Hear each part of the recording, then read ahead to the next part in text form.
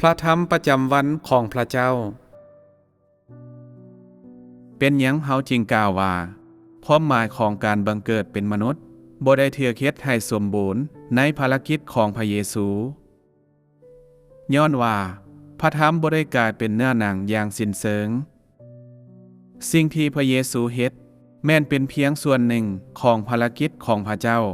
ผ่านเนื้อหนังเท่านั้นพระองค์เพียงแต่ปฏิบัติภารกิจแห่งการไถ่บาปและบ่ได้ปฏิบัติภารกิจแห่งการรับเอามนุษย์อย่างสมบูรณ์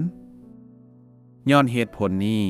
พระเจ้าจึงกลายมาเป็นเนื้อหนังอีกครั้งในยุคสุดท้ายขั้นตอนนี้ของภารกิจยังถูกปฏิบัติในเนื้อหนังธรรมดาเช่นกันมันได้ถูกปฏิบัติทั้งหมดโดยมนุษย์ธรรมดาซึ่งที่มีความเป็นมนุษย์ที่บ่ได้วิเศษหยังแม้นแต่น้อยเดียวเว้าอีกอย่างก็คือพระเจ้ากลายเป็นมนุษย์โดยสมบูรณ์พระองค์เป็นบุคคลที่มีตัวตนของพระเจ้าเป็นมนุษย์ที่สมบูรณ์เป็นเนื้อหนังที่สมบูรณ์ผู้ที่ปฏิบัติภารกิจสายตาของมนุษย์เห็นร่างกายที่เป็นเนื้อหนังที่บ่มีความพิเศษอย่างทั้งหมดเป็นบุคคลธรรมดาสามัญที่สามารถเว้าภาษาแห่งสวรรค์ได้เป็นผู้ที่บ่แสดงหมายสำคัญที่มหัศจรรย์ใดๆบ่เฮ็ดสิ่งอัศจรรย์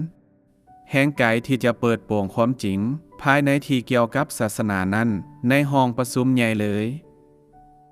สำหรับผู้คนแล้ว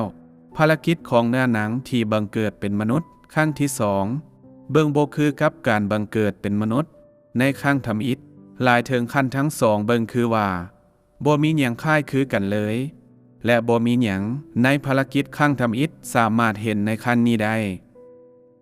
ถึงแม้นว่าภารกิจของเนื้อหนังผู้บังเกิดเป็นมนุษย์ครั้งที่2แตกต่างจากครั้งทำอิฐซึ่งนั่นบ่ได้พิสูจน์ว่าแหล่งกำเนิดของพระองค์ทั้งสอง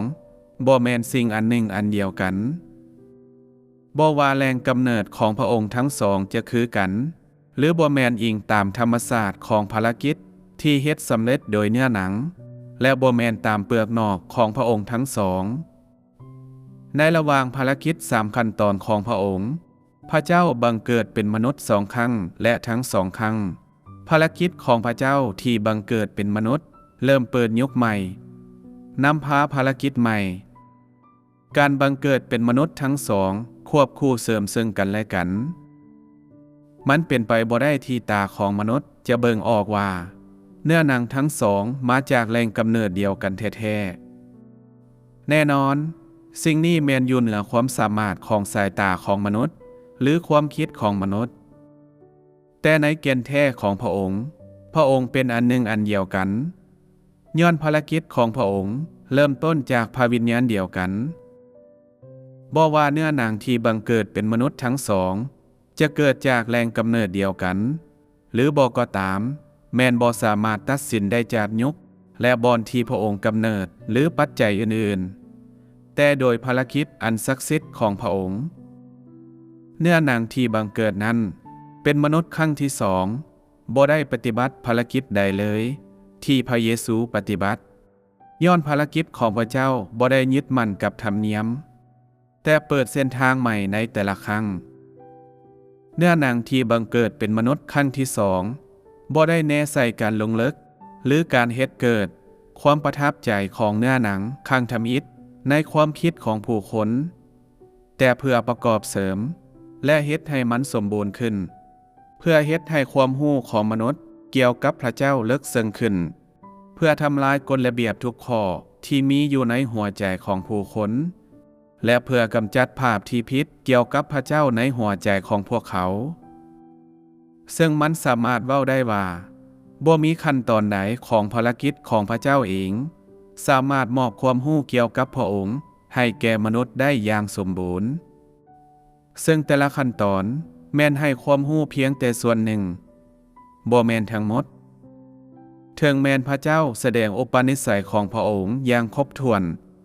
แต่ย้อนความสามารถในการเข้าใจของมนุษย์มีความจำกัดความรู้ของเขาเกี่ยวกับพระเจ้ายังคงบ่สมบูรณ์มันเป็นไปบ่ได้ที่จะใช้ภาษามนุษย์เพื่อสื่อสารอุปนิสัยทั้งหมดของพระเจ้ายิ่งไปกว่านั้น ขั้นตอนหนึ่งในภารกิจของพระองค์จะแสดงถึงพระเจ้าได้อย่างสมบูรณ์ได้แนวใดพระองค์ปฏิบัติภารกิจในเนื้อหนังภายใต้การปกคุมของความเป็นมนุษย์ธรรมดาของพระองค์และคนคนหนึ่งนั้นเพียงแต่สามารถรู้จักพระองค์ได้ผ่านการแสดงออกของความเป็นพระเจ้าของพระองค์บ่แม่นผ่านเปลือกนอกห่างกายของพระองค์พระเจ้ามาสู่เนื้อหนังเพื่ออนุญาตให้มนุษย์รู้จักพระองค์ผ่านหลากหลายวิธีทางของภารกิจและบ่มีจักเทื่อที่สองขั้นตอนของภารกิจของพระองค์จะคือกันมีเพียงแต่วิธีนี้ที่มนุษย์สามารถมีความรู้อย่างครบถ้วนเกี่ยวกับภารกิจของพระเจ้าในเนื้อหนัง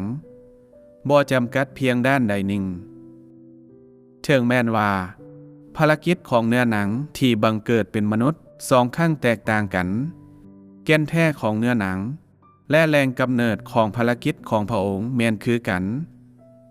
มีแต่ว่าพระองค์ทั้งสองดำรงอยู่ต่อเพื่อปฏิบัติสองขั้นตอนของภารกิจที่แตกต่างกันและเกิดขึ้นในสองยุคที่แตกต่างกันบ่ว่าแม่นหยังก็ตาม